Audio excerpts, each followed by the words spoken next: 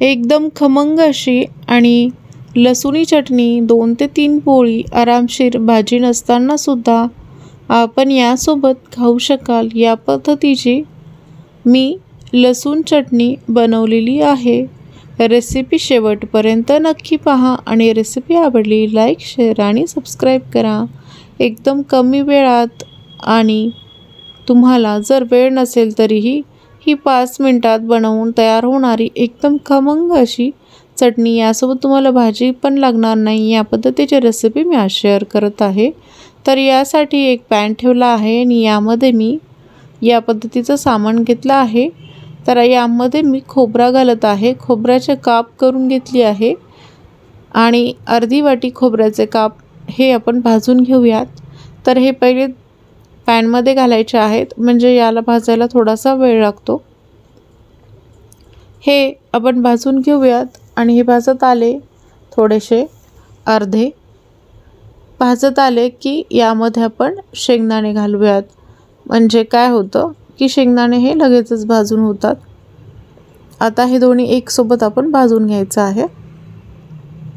तर या पद्धतीची शेंगदाण्याची चटणी नक्की करून पहा। रेसिपी खूप सोपी आहे, पण ही रेसिपी करताल तर नेहमी याच पद्धतीची शेंगदाण्याची चटणी तुम्ही करताल या पद्धतीची आहे। आता हा शेंगदाणा मीडियम गॅसवर आपण कलर बदलेपर्यंत भाजून घ्यायचा आहे।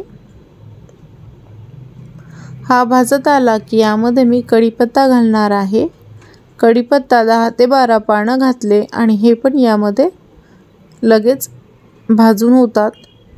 गॅस बंद करून थंड करूयात। तोवर एका मिक्सरच्या पॉटमध्ये मी लसूण घातला आहे। तर हा मी 10 ते 15 पाकळ्या मोठाल्या घातलेल्या आहेत। तर हा लसूण एकदम छान असा आहे ताजा।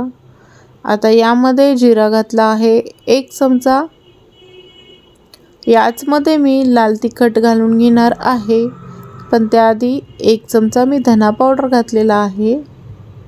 लाल तिखट मी 2 चमचे घातलेले आहेत। तर लाल तिखट यात थोडं जास्त घालायचं, चव एकदम छान लागते। आणि यासोबतच आता मी मीठ घालणार आहे चवीप्रमाणे, पाऊण चमचा मीठ घातला आहे।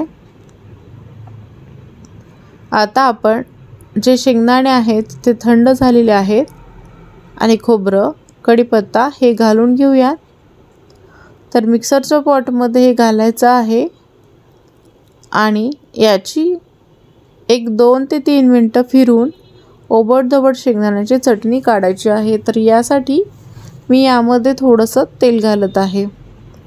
तेल घालून तुम्ही ही चटणी फिरून बघा, एकदम टेस्टी आणि खमंग होते। तर जास्त याला फिरवायचं नाही।